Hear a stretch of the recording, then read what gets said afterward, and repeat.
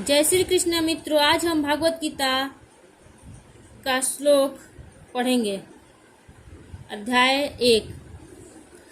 पाश्चात्य देशों में मुख्य रूप से इस शताब्दी में अनेक प्रकार की योग पद्धतियों का प्रचलन हुआ है, किंतु वास्तव में उनमें से किसी ने भी योग की पूर्णता नहीं सिखाई है। भागवत गीता में भगवान श्री कृष्ण अर्जुन को सीधे ही योग की पूर्णता या सिद्धि सिखाते हैं। यदि हम वास्तव में योग विधि के सिद्धि में भाग लेना चाहते हैं तो हम भागवत गीता में परमेश्वर के प्रमाणभूत कथन पाएंगे।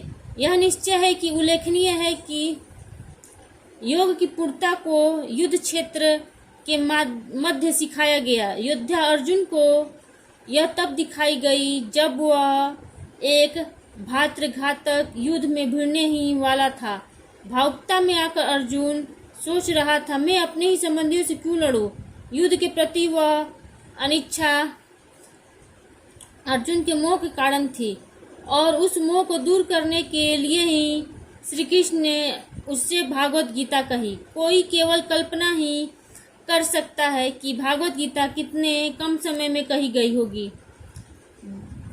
दोनों और के सभी योद्धा लड़ने को तैयार थे, अतः वास्तव में बहुत ही कम समय था।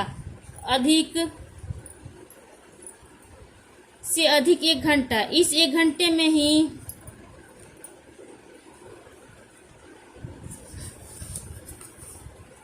संपूर्ण भागवत गीता की विवेचना हो गई और श्री कृष्ण ने अपने मित्र अर्जुन को सभी योग विधियों की पूर्णता बता दी। इस महान प्रवचन के बाद अर्जुन ने अपनी समस्त आशंकाएं छोड़ दी और लड़ा। फिर भी वार्तालाप के मध्य जब अर्जुन ने अष्टांग योग का विवरण सुना कि कैसे आसन में बैठे, कैसे शरीर को सीधा रखे, कैसे आंखों को अंधा बंद रखे, कैसे बिना ध्यान हटाए नाक के अग्रभाग को देखे और यह सब एकांत स्थान में अकेले करे, तो उसने उत्तर दिया, हे मधुसूदन, आपने जो योग की विद्या सारांश में बताई है वह मुझे अव्यावहारिक तथा अस्थायी लगती है, क्योंकि मन चंचल और अस्थिर है। यह महत्वपूर्ण है। हमें सदैव स्मरण रखना चाहिए कि हम भौतिक परिवेश में हैं, जहाँ पर पल हमारा मन अशांत रहता है। वास्तव में हम अधिक सुविधाजनक स्थिति में नहीं हैं। हम सदैव सोचते हैं कि अपनी स्थिति को बदलकर हम मानसिक क्लेश से मुक्ति पा लेंगे और हम सदैव सोचते हैं कि ऐसे किसी विशेष बिंदु पर पहुंचेंगे जब हमारे सारे मानसिक क्षोभ समाप्त हो जाएंगे। परंतु यह इस संसार का स्वभाव है कि हम चिंताओं से मुक्त नहीं हो सकते। हमारी सबसे बड़ी दुविधा यह है कि हम सदैव अपनी समस्याओं को हल करने का प्रयत्न करते हैं, परंतु यह विश्व इस प्रकार निर्मित है कि हल कभी मिलते ही नहीं। धोखेबाज न होकर सबसे खुले शब्दों में अर्जुन ने कृष्ण से कहा कि योग की जो विधि उन्होंने बताई है वह उसके लिए कर पाना संभव नहीं। यह महत्वपूर्ण है कि कृष्ण से बात करते हुए अर्जुन ने उन्हें मधुसूदन नाम से संबोधित किया, जो दर्शाता है कि भगवान मधु राक्षस को मारने वाले हैं। यह उल्लेखनीय है कि भगवान के अनगिनत नाम है, क्योंकि उनकी क्रियाओं और लीलाओं के अनुसार ही उनके नाम होते हैं। निसंदेह ईश्वर के असंख्य नाम है, क्योंकि उनकी लीलाएं असंख्य है। हम भगवान के अंश मात्र हैं और हम तो यह भी याद नहीं कर सकते कि हमने बचपन से लेकर अब तक कितनी क्रियाएं की हैं। सनातन भगवान अनंत है और चूंकि उनके कार्य अनंत हैं, इसीलिए उनके अनंत नाम है, जिनमें कृष्ण प्रमुख है। तो अर्जुन उन्हें मधुसूदन नाम से क्यों संबोधित करता है, जबकि कृष्ण का मित्र होने के नाते वह उन्हें सीधे कृष्ण कर संबोधित कर सकता है।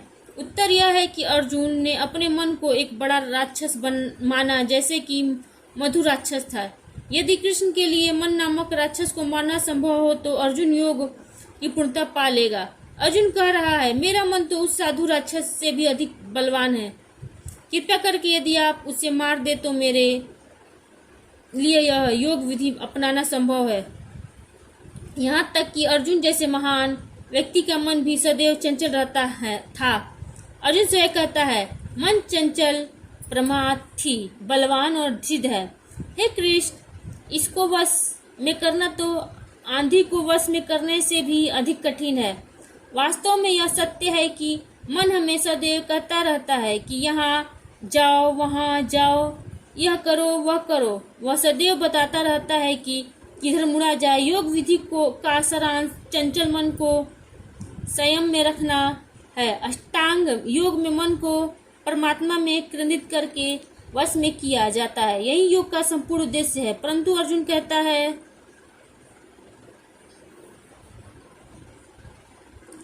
कि मन को वश में करना हवा को बहने से रोकने से भी अधिक कठिन है।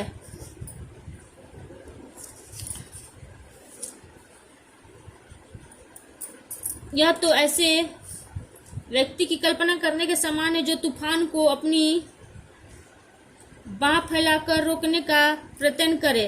क्या हम यह मान लें कि केवल अर्जुन में ही मन को संयम में रखने की पर्याप्त योग्यता न थी? सत्य तो यह है कि हम अर्जुन की असीम योग्यताओं को समझना शुरू भी नहीं कर सकते। आखिर वह स्वयं भगवान व्यक्तिगत मित्र था। यह अत्यंत उच्च स्थिति है जिसे महान योग्यताओं के बिना नहीं पाया जा सकता।